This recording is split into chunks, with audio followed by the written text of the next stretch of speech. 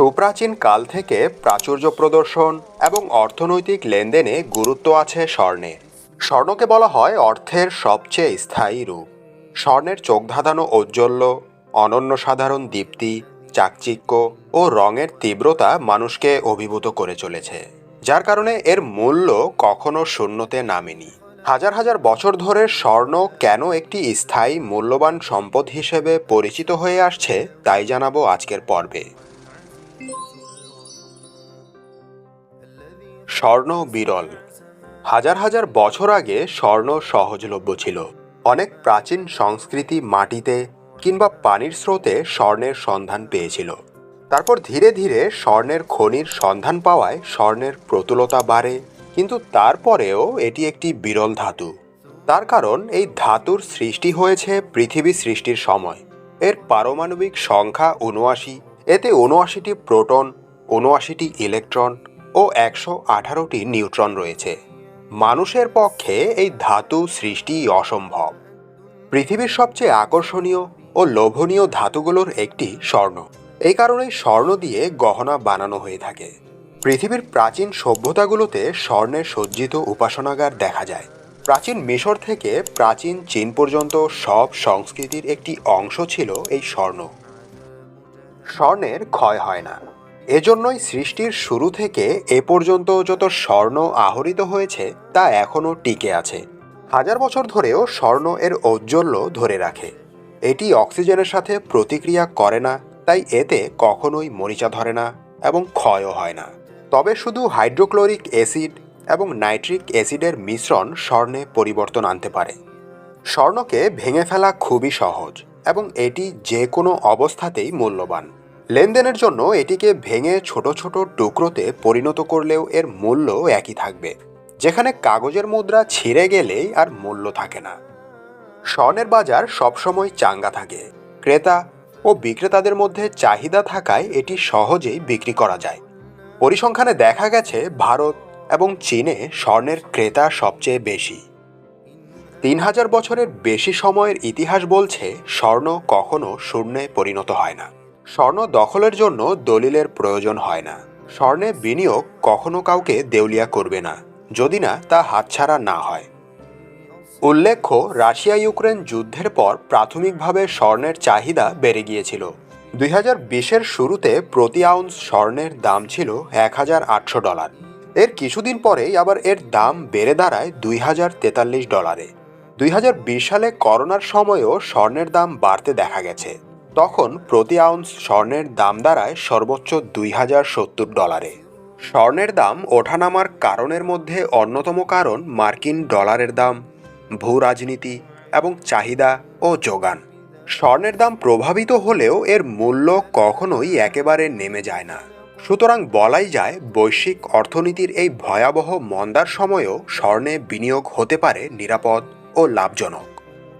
বন্ধুরা, এরকম ভিডিও নিয়মিত দেখতে চাইলে এই চ্যানেলটি এখনই সাবস্ক্রাইব করুন। ধন্যবাদ। প্রাচুর্য প্রদর্শন এবং অর্থনৈতিক লেনদেনে গুরুত্ব আছে স্বর্ণের। স্বর্ণকে বলা হয় অর্থের সবচেয়ে স্থায়ী রূপ। স্বর্ণের চোখ ধাঁধানো ঔজ্জ্বল্য, অনন্য সাধারণ দীপ্তি, চাকচিক্য ও রঙের তীব্রতা মানুষকে অভিভূত করে চলেছে, যার কারণে এর মূল্য কখনো শূন্যতে নামেনি। হাজার হাজার বছর ধরে স্বর্ণ কেন একটি স্থায়ী মূল্যবান সম্পদ হিসেবে পরিচিত হয়ে আসছে তাই জানাবো আজকের পর্বে। স্বর্ণ বিরল। হাজার হাজার বছর আগে স্বর্ণ সহজলভ্য ছিল। অনেক প্রাচীন সংস্কৃতি মাটিতে কিংবা পানির স্রোতে স্বর্ণের সন্ধান পেয়েছিল। তারপর ধীরে ধীরে স্বর্ণের খনির সন্ধান পাওয়ায় স্বর্ণের প্রতুলতা বাড়ে, কিন্তু তারপরেও এটি একটি বিরল ধাতু। তার কারণ এই ধাতুর সৃষ্টি হয়েছে পৃথিবী সৃষ্টির সময়। এর পারমাণবিক সংখ্যা ৭৯। এতে ৭৯টি প্রোটন, ৭৯টি ইলেকট্রন ও ১১৮টি নিউট্রন রয়েছে। মানুষের পক্ষে এই ধাতু সৃষ্টি অসম্ভব। পৃথিবীর সবচেয়ে আকর্ষণীয় ও লোভনীয় ধাতুগুলোর একটি স্বর্ণ। এই কারণেই স্বর্ণ দিয়ে গহনা বানানো হয়ে থাকে। পৃথিবীর প্রাচীন সভ্যতাগুলোতে স্বর্ণের সজ্জিত উপাসনাগার দেখা যায়। প্রাচীন মিশর থেকে প্রাচীন চীন পর্যন্ত সব সংস্কৃতির একটি অংশ ছিল এই স্বর্ণ। স্বর্ণের ক্ষয় হয় না। এজন্যই সৃষ্টির শুরু থেকে এ পর্যন্ত যত স্বর্ণ আহরিত হয়েছে তা এখনো টিকে আছে। হাজার বছর ধরেও স্বর্ণ এর ঔজ্জ্বল্য ধরে রাখে। لجوا في عتو ونفور أفمن يمشي مكبا على وجهه أهدى أمن يمشي سويا أهدى أمن يمشي سويا على صراط مستقيم قل هو الذي أنشأكم وجعل لكم السمع والأبصار والأفئدة قليلا ما تشكرون قل هو الذي ذرأكم في الأرض وإليه تحشرون ويقولون متى هذا الوعد إن كنتم صادقين قل إنما العلم عند الله وإنما أنا نذير مبين فلما رأوه زلفة سيئت وجوه الذين كفروا وقيل هذا الذي كنتم به تدعون قل أرأيتم إن أهلكني الله ومن معي أو رحمنا فمن يجير الكافرين من عذاب أليم قل هو الرحمن آمنا به وعليه توكلنا فستعلمون من هو في ضلال مبين قل أرأيتم إن أصبح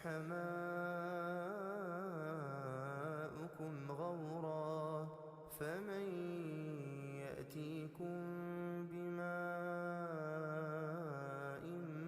معين أعوذ بالله من الشيطان الرجيم بسم الله الرحمن الرحيم الرحمن علم القرآن خلق الإنسان علمه البيان الشمس والقمر بحسبان والنجم والشجر يسجدان والسماء رفعها ووضع الميزان ألا تطغوا في الميزان وأقيموا الوزن بالقسط ولا تخسروا الميزان والأرض وضعها للأنام فيها فاكهة والنخل ذات الأكمام والحب ذو العصف والريحان فبأي آلاء ربكما تكذبان خلق الإنسان من صلصال كالفخار وخلق الجان من مارج من نار فبأي آلاء ربكما تكذبان رب المشرقين ورب المغربين فبأي آلاء